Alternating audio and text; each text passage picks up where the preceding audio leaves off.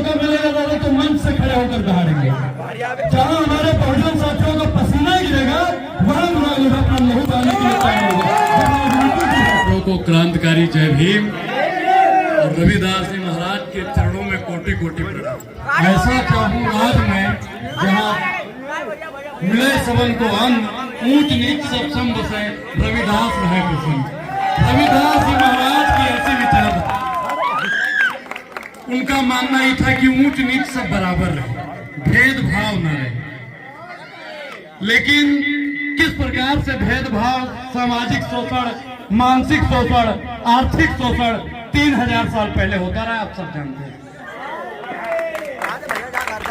होता था दादा कि नहीं होता है भैया? कभी सियार नहीं पैदा और बहुजन की मां कभी गद्दार नहीं पैदा करती। तो छिपने का काम मत कीजिए। बाबा साहब को इतना प्रताड़ित किया गया वो कभी पीछे छिपे नहीं। खुशी का विषय है, रविदास जी महाराज की जयंती के दिन भी हम आए थे और आज भंडारा है। भंडारा में काफी संख्या में लोग खा भी रहे हैं और सर्व समाज के लोग आ रहे हैं, सर्व समाज के लोग।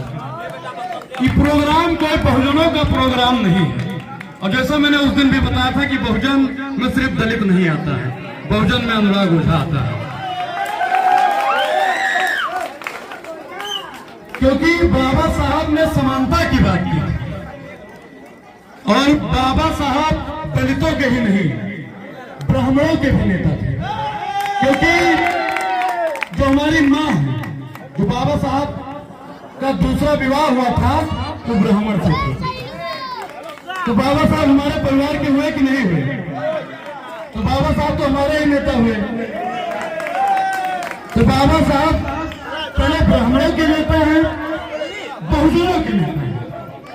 बाबा साहब ने जो संविधान दिया, ऐसा तो नहीं था ना कि दलितों को ज्यादा अधिकार दिया हो।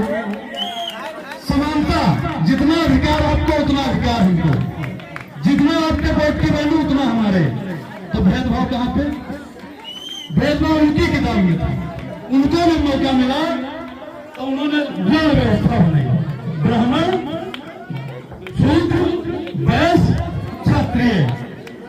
और उस किताब में तो लिखा है कि ब्राह्मण मुख से पैदा हुआ, क्षत्रिय भुजाओं से, वैश्य जंघों से और शूद्र पैर से।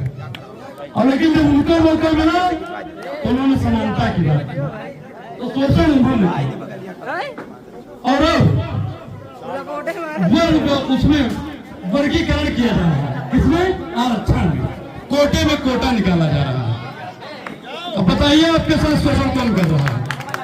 शोषण तो वही लोग कर रहे हैं भैया, बताइए। अरे बोलिए महाराज, शोषण हो रहा है कि नहीं?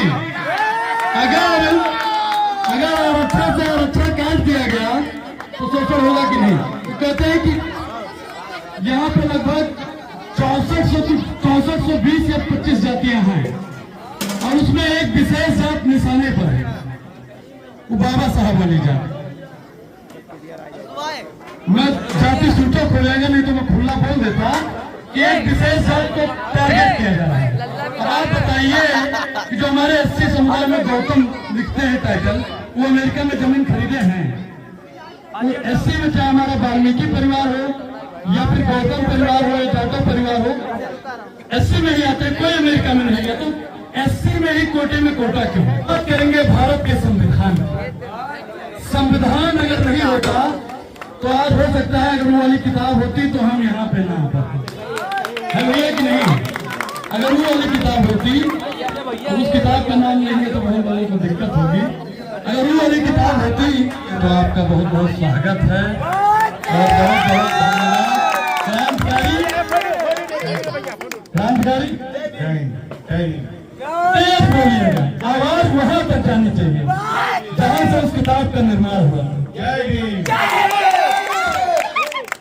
दादा अभी कुछ बात रखेंगे, उसके बाद में हम आपको पूरा विस्तार से बताएंगे। दादा दोस्त राजनेता नहीं है। देखिए यहाँ पे राजनीति नहीं है, यहाँ पे राजनीति नहीं है। राजनीति का मौका मिलेगा दादा तो मंच से खड़े होकर दहाड़ेंगे। जहाँ हमारे